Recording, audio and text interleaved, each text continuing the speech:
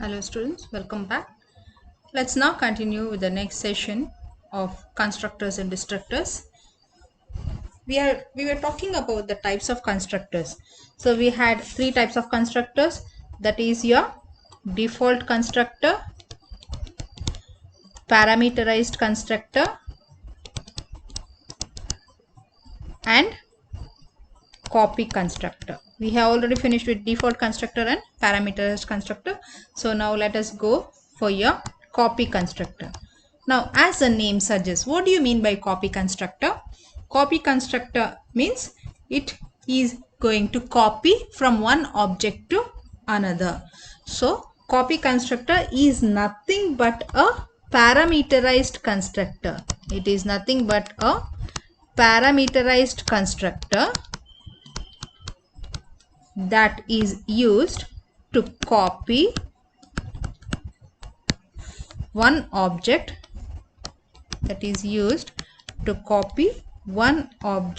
to another. That is what you mean by your copy constructors. Now when are you going to make use of copy constructor? You can use copy constructor when you want to initialize one object from another, but remember it has to be of the same type, or you want to copy an object to pass it to another as an argument. If you want to pass an argument to a function, then you can make a copy of an object, or you can copy an object to return it from a function. If you want to return it, copy and make a return. In these three cases, you can make use of your copy constructor. It is not necessary that you have to define the copy constructor. If you are not going to do it, the compiler itself will define the copy constructor. It also has some dynamic memory allocations also. If you are using dynamic memory allocation, then you have to have a copy constructor. What are the features of copy constructor? You have already learnt about parameterized constructor, and as we have said, copy constructor is nothing but a parameterized constructor that is used to copy. So what are the features of the copy constructor? Copy constructor is not invoked, or it is not called explicitly. It is not called explicitly. It is automatically done. You cannot tell. And copy constructor is called or invoked automatically. It is invoked automatically when a new object is created and is assigned to a pre-existing object. And whenever you are going to pass an object using the call by value method, you remember this call by value and call by reference. If you are using your call by value method to pass an object, then the copy constructor is automatically called. Whenever a new object is declared and an old object is passed as an argument, then also you are going to call a copy constructor. Remember, you are declaring a new object, but an old object is passed. That is, you are making a copy of a old argument to the new argument. Then you say that copy constructor is being used. Now, how are you going to define a copy constructor? That is your definition of copy constructor. What is the syntax of this? The syntax is class name. You remember the class name, and then the class name and object, and then go for your statements. Okay, in this part, this and is nothing but a reference to an object. It is a reference to an object. You know what that symbol is called as, right? Ampersand. It is a reference to an object. Now let us go for an example for this. You remember in the last classes we had taken class and the class name was test, and then you had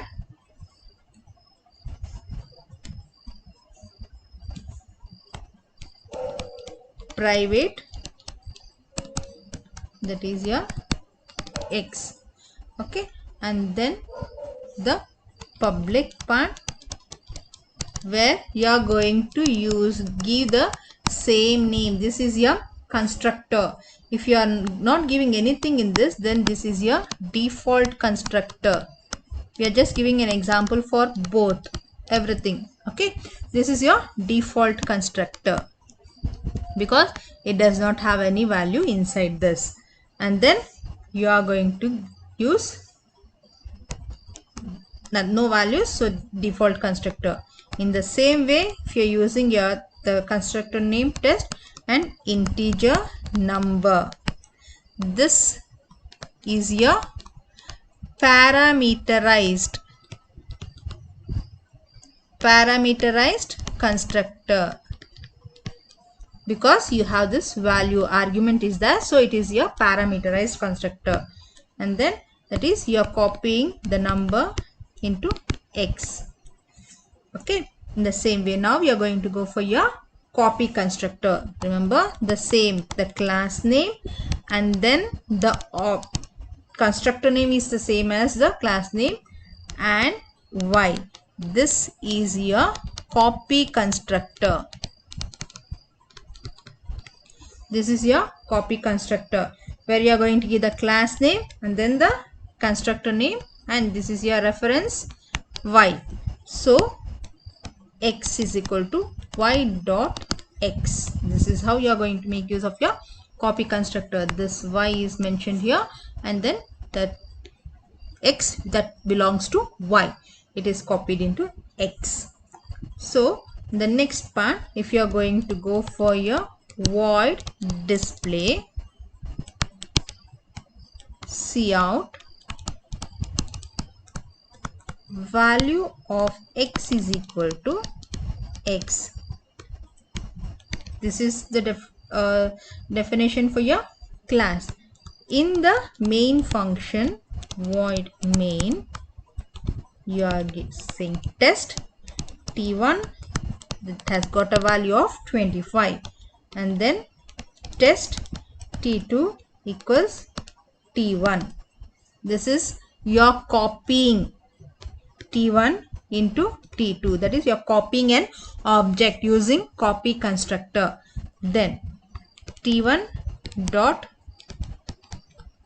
display T2 dot display.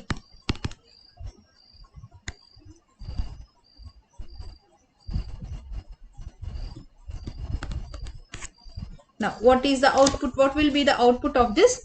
You are going to have the output as value of X equals, remember here you have said here value of X, this part we are talking about, this part, this is the display part. See out value of X equals X, so value of X equals 25. Again that is for your T1 display, this is your T1 display, and again for your T2 display, that is the second time you are going to display, again you will have it as value of X is equal to 25. That is because T1 has got a value of 25, and again T1 is copied into T2, so T2 also has got a value of 25. So T1 and T2 both has got the values of 25. This is how your copy constructor works. Now next, going to the next part, that is your constructor overloading. What do you mean by overloading? You are using it again and again, then we call it as overloading.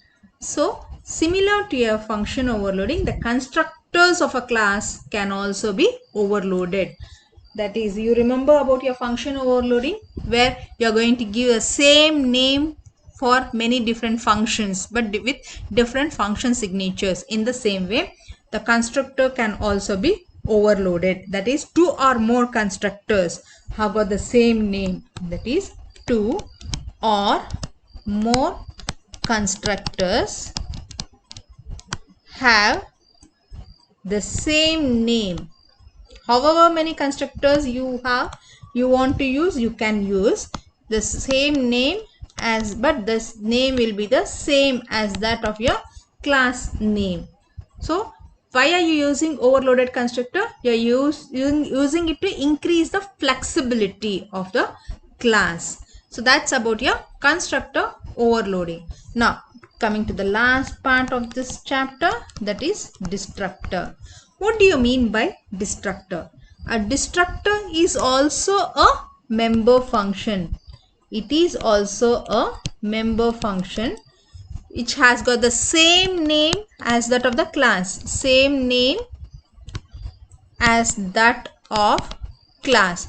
That means the class name, the constructor name and the destructor name all will be the same. But you are going to, how are you going to differentiate between the constructor name and the destructor name? Right? There will be a confusion. Which is the constructor? Which is the destructor?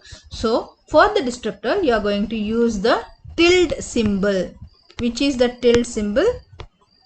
This is the symbol that you are going to use before the name.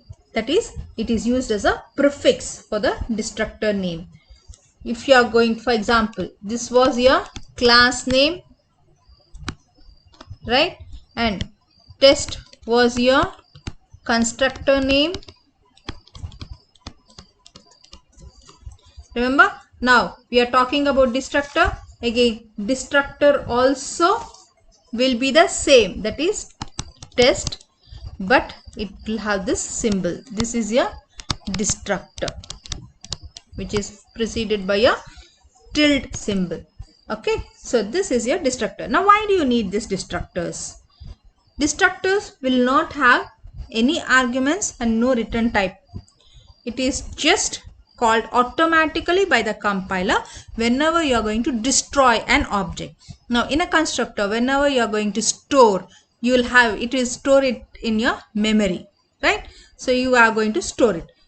How long are you going to store it? You will store it until it is required for you. You have a use for that. Till then you will be using it. What happens when you don't need it any longer? Now for example, we keep on saying you were studying in first PUC. So if you bring books to the college in your bag, college bag. So what are the books that you are going to bring? All the subject books you are going to bring in the college bag. Now you have passed your first PUC, you come to the second PU. When you are coming to the second PU, you are going to bring the same bag, but are you going to carry the same books that were there inside the bag? No, right? You have to remove that, so that you are going to create space for your new books. That is a new object. In the same way, whenever an object that is not necessary for you, you are going to remove that. You have to remove that so that new space will be created. In the same way, you have to remove the objects, that is destroy the object. This destruction will be done by your destructor. That is, deallocation is done by the destructor. So how are you going to define a destructor? It is also defined in the same way as your constructor, but the only difference is you have your tilde symbol. That is, we go for the everything. Now class, that is a keyword, and the class name, right? And then you have your private and data members, right? And next you have your public, that is the class name. This was your constructor, right? This is your constructor, and you go for your statements. Go for your statement. In the same way, you go for your tilde, the class name, and this will be your destructor. See this, the class name. and with an extra tilde symbol, it becomes your destructor. Okay, and again, what are you going to destruct? Statements. Whatever statements you are going to destruct. Close. Okay, this is how you are going to define a destructor. You give the same name as that of the class name for your constructor as well as for the destructor, but only with the tilde symbol you are going to mention. So what are the characteristics of your destructor? What are the characteristics of destructor? Now the destructors are invoked or called automatically. They are invoked automatically when the objects are destroyed. When you are going to destroy the object, it is going to be invoked. And destructors cannot be overloaded. It cannot be overloaded. What do you mean by overloaded? That is, there is only one destructor in a class. For one class, there will be only one destructor. And if a class has got a destructor, each object of that class will be deinitialized before the object goes out of the scope. That is, before destroying, it will be deinitialized. And then it is, you cannot have the address. You cannot take the address of the destructor. Cannot take the address of the destructor. So these are the characteristics of your destructor, and with this we come to the end of this chapter. So thank you for listening, and remember, assignment questions will be given to you along with the notes. You are supposed to submit to my email ID.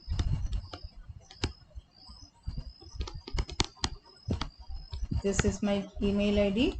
I am getting only 2 to 3 students who have submitted the assignments till now. Keep in mind, submitting the assignments is compulsory. Thank you. Let us meet in the next session.